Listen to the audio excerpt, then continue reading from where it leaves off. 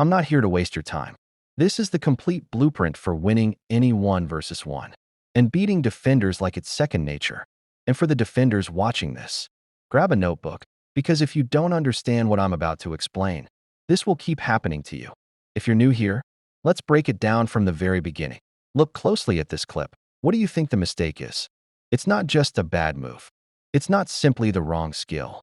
There are two major errors here. 1. Stopping the ball in the wrong spot.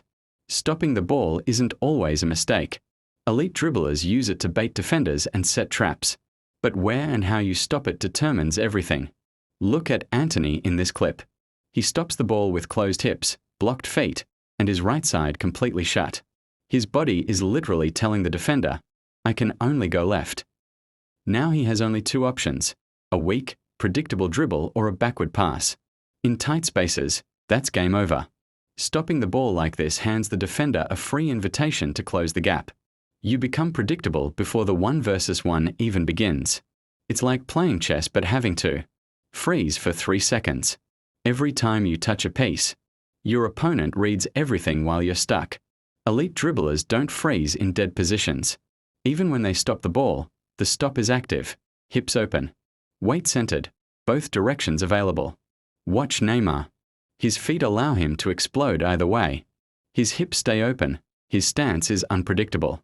He waits until the defender's feet are planted and there's space behind them. Then he strikes. That's why elite players don't just stop the ball. They place the stop. They time the stop. They weaponize the stop.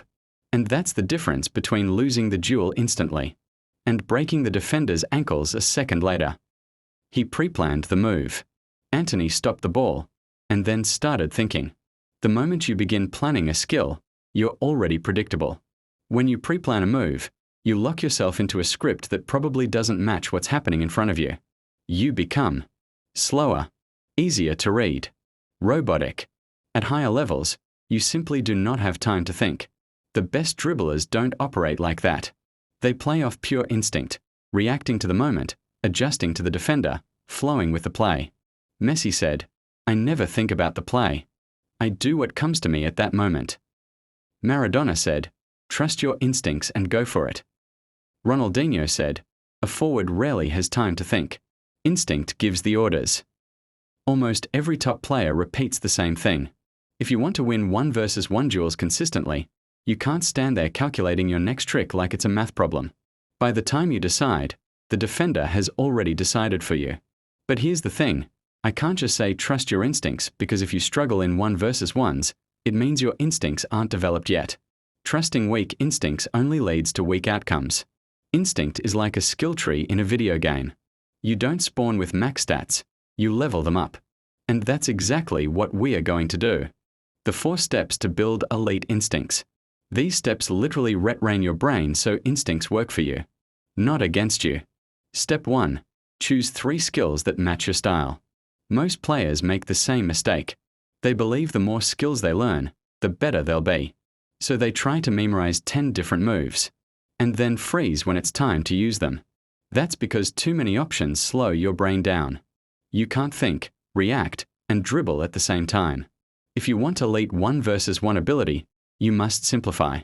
You need 3 moves, your personal weapons. Not random skills you saw on YouTube. Skills that match your role, your strengths, and your movement style.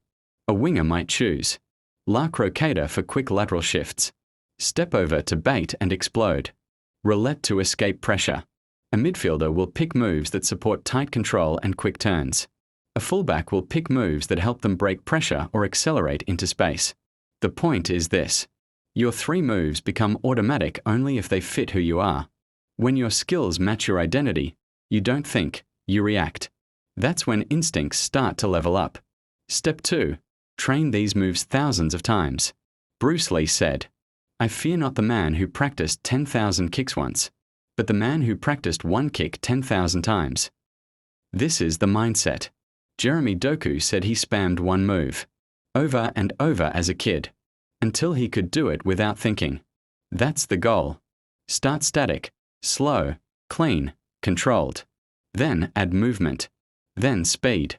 Then do it until it becomes automatic. Step 3. Free dribble with maximum intention. This part is crucial. Perform the moves with full effort and imagine real pressure. Don't plan them. Don't script them. Just flow. Your creativity only comes out when you stop overthinking. If you've put in the hours, your instincts take over. If you haven't, they won't. Step 4. Apply everything in pickup games. This is the step most players ignore. Training is sharpening the blade. Pickup games are the battle. And the worst mistake? Sharpening the blade forever but never fighting with it. Go play 3v3s. 4v4s. Small tight spaces where you have to rely on instinct. That's where you level up for real. The barefoot secret. When you train with maximum intention or in casual football, try going barefoot. Your feet have thousands of nerve endings that give your brain feedback. But modern shoes numb them. You don't realize how much sensitivity you've lost until you train barefoot. Without shoes, your touch sharpens. Your movement becomes natural. Your reactions speed up. Barefoot equals better instincts. Modern shoes restrict natural foot function. Thick cushioning forces heel striking, which puts stress on your knees. That's why so many athletes get injured and move less athletically. That's why barefoot-style shoes exist. Flexible, wide toe, natural. They let your foot function the way it's designed to. Strong feet equals strong instincts. Weak feet equals slow reactions. Your feet are your foundation. The hidden key, proprioception. Almost nobody in football talks about this, but it's a game changer. Proprioception is your ability to know where your body is in space without looking. Think of it as a sixth sense. Test it. Close your eyes and juggle.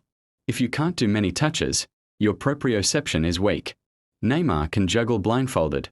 That's elite proprioception.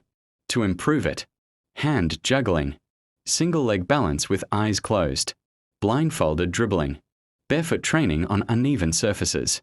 High proprioception makes you glide past defenders like they're air. Everything, first touch, dribbling, agility, becomes automatic. I hope you enjoyed this breakdown. Tell me if you've ever felt that flow state in football.